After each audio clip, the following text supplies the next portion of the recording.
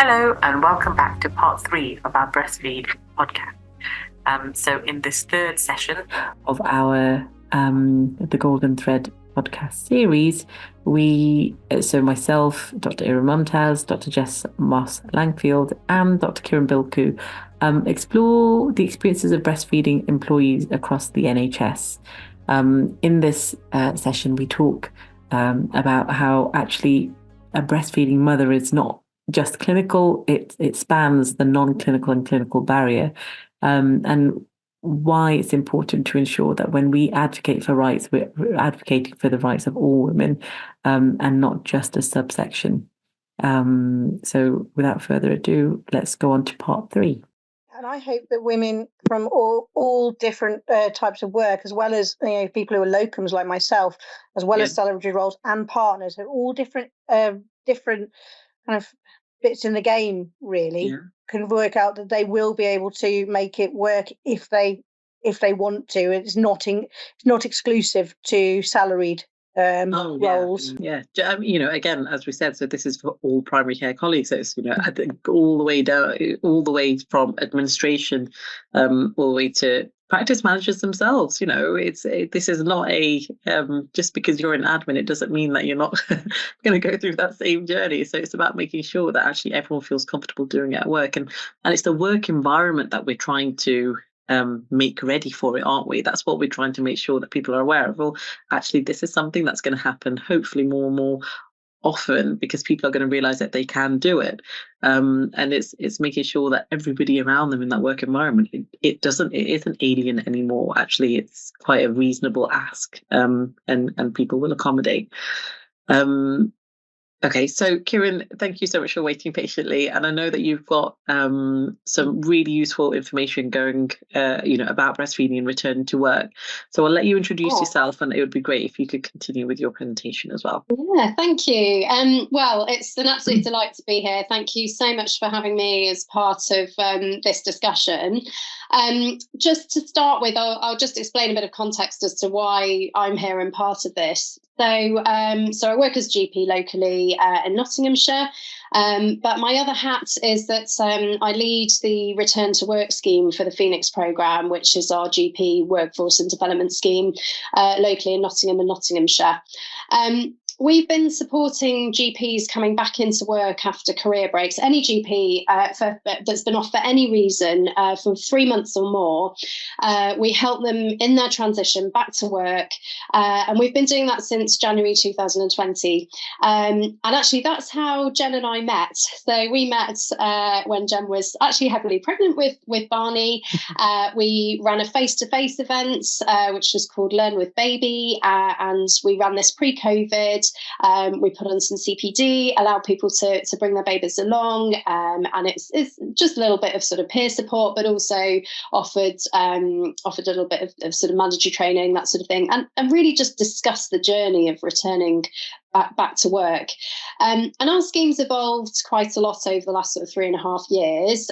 We've supported a huge number of GPs coming back into work, but the vast majority, just because of the nature of the numbers of GPs that we support in return to work, are those who are returning from parental leave. And essentially it's mums who are coming back from maternity leave. So these sorts of conversations are ones that we have quite frequently. What we do at Return to Work, we've got a website, we've got loads of resources helping people with their transition back. We do offer one-to-one support, so anybody that's got sort of individual needs or queries, anything slightly nuanced, we try to sort of help to support them with that. But 3 times a year we run what we call a Return to Work survival series. So that's a 3-session series where we discuss all sorts of aspects of return to work and sort of support people with top tips and things for going back in. And that's actually where we have a lot of these sorts of discussions.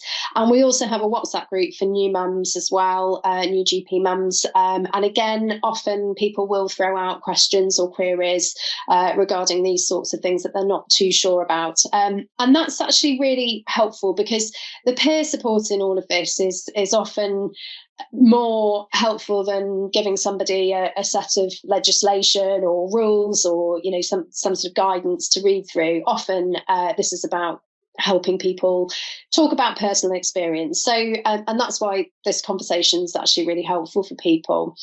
So I'm actually just going to come on to talk a little bit about what conversations have been going on within the NHS regarding this topic of breastfeeding. When we talk about breastfeeding, that obviously includes expressing as well, returning to work. So what conversations have been taking place, and also we'll talk a little bit about what the legislation says and how to approach this with employers, and information also for employers regarding this process. Just to start by saying that in terms of breastfeeding or expressing, there are two sort of words that kind of came to mind whilst thinking about this. And one is choice, but the other side of this is necessity. So sometimes we have to go with necessity. And I think it's really important to perhaps just start by saying that breastfeeding is not often a choice for people. Some people are not able to breastfeed. It's necessary to feed your child, obviously. And so some people, you know, they don't have the option. Some people do bottle feed. This discussion and debate is not about excluding those individuals. However, obviously, it's about supporting the individuals who want to continue to feed, who need to continue to feed when they return to work. And there's all sorts of reasons about that and surrounding that as well. And breastfeeding is not often something that every mother wants to continue when they return to work.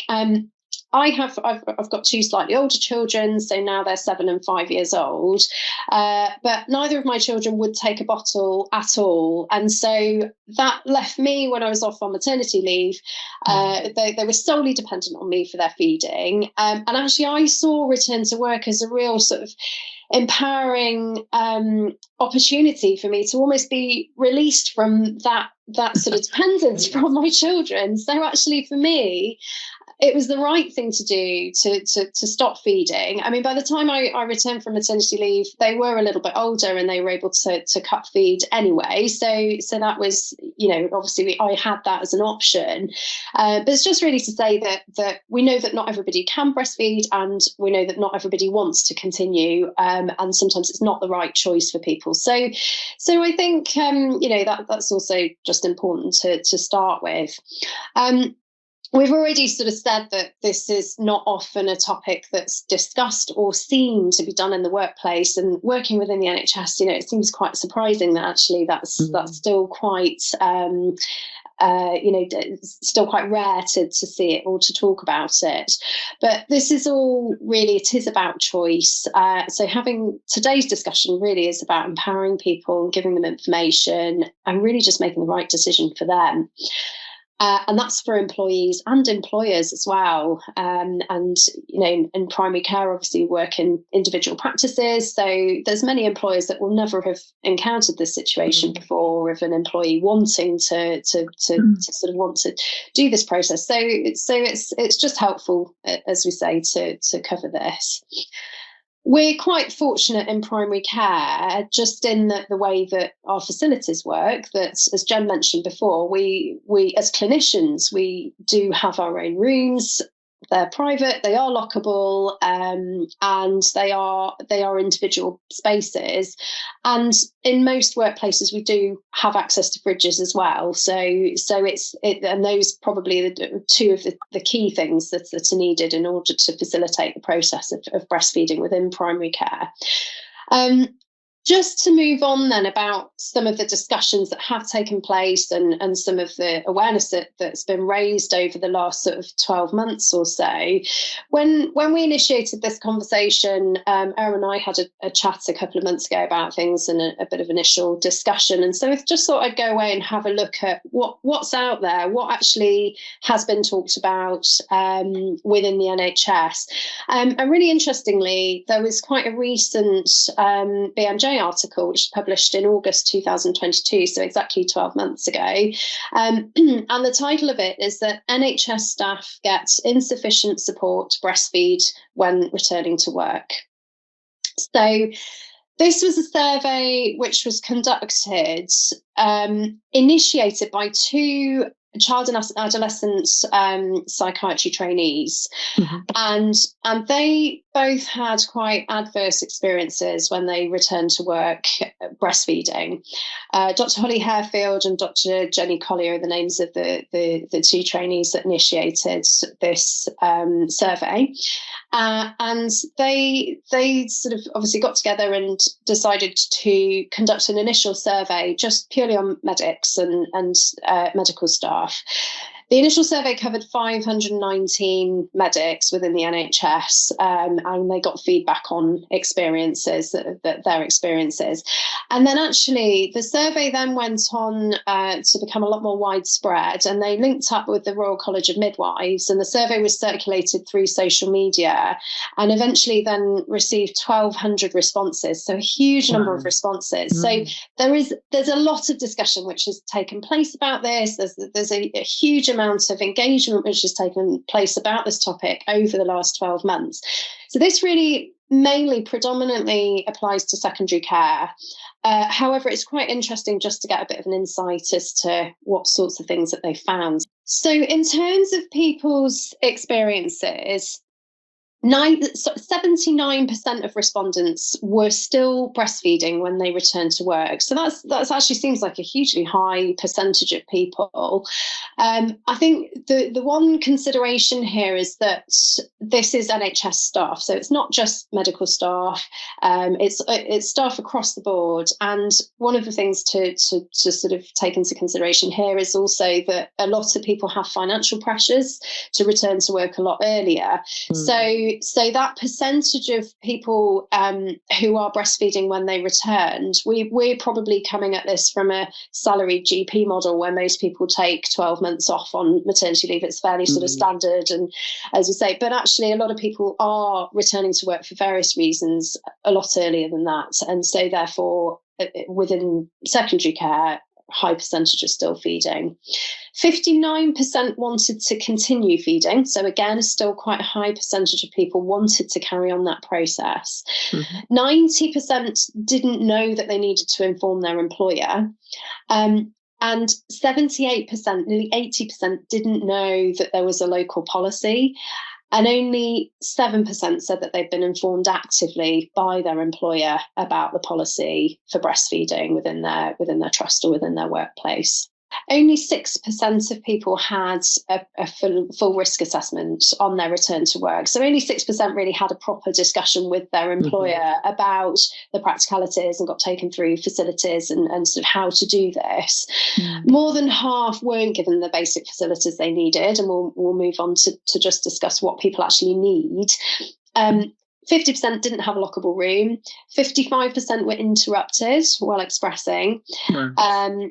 Half didn't have access to a fridge, and 69%, nearly 70%, weren't given adequate time to express. What's quite interesting also is that people then sort of volunteered where they went to express or to feed, and there's quite a variety of places that people had to go to, and so it's quite interesting that, you know, some people are quite innovative in this, but 23% were doing this in changing rooms, so expressing in changing rooms.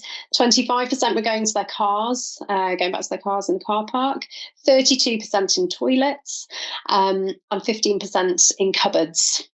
So it's sort of obviously, it, you know, gives a bit of a reflection of people just having to choose somewhere where that was a little bit private, and you know, just sort of really kind of trying to improvise a little bit here. Can I just come in there? So just a very short story. So my sister, when she first went back to work in teaching, her pastoral lead, who was going to come and you know, talk to her about where they wanted to breastfeed, I remember her telling me he was just a young male who came in and was like, well, you know, you can use staff toilets. And my sister responded and said, do you think you'd ever eat food prepared in the loo? And he was like, no. but then why do you think my baby should be food prepared in the loo? And and as soon as I said it, he was really apologetic. It's like, oh my goodness, how did I even, I don't know why I thought that was appropriate. But again, it's that, isn't it? Sometimes it's that lack of knowing and therefore just assuming, this should be fine. It's a private locked space. I just wanted to come in and say, that 32% actually, that's really shocking. I'm surprised 32% would do that in the toilets. Yeah, it is, isn't it? And those sorts of people are having to just essentially, you can see it in your own mind. You're having to find somewhere that's accessible, that's quick. You're not going to be out of your role for too long, and essentially they're just trying to find somewhere that's the most convenient. But toilets not an acceptable place to be doing this. The sort of survey then moved on to discuss the psychological impact on these individuals. So 3/5 of these returning individuals reported difficulties expressing at work caused them stress. 15% said that it affected their mental health. 10% believed that it negatively affected their bond with their child. So, and ultimately, from an employer's point of view, from an employer's perspective, at the very least, that is impacting on the psychological well-being of your workforce. At the very least, it's going to impact on productivity. It's going to impact on the dynamics of the team. If you're not empowering individuals, and essentially, this is a really important part of our workforce. We want them to stay. We want them to carry on in their roles. We want people to perform well at work. So, really, from almost if nothing else, if you're purely looking at it from a productivity side of things, that there is more to be done to try to prevent these impacts on individuals.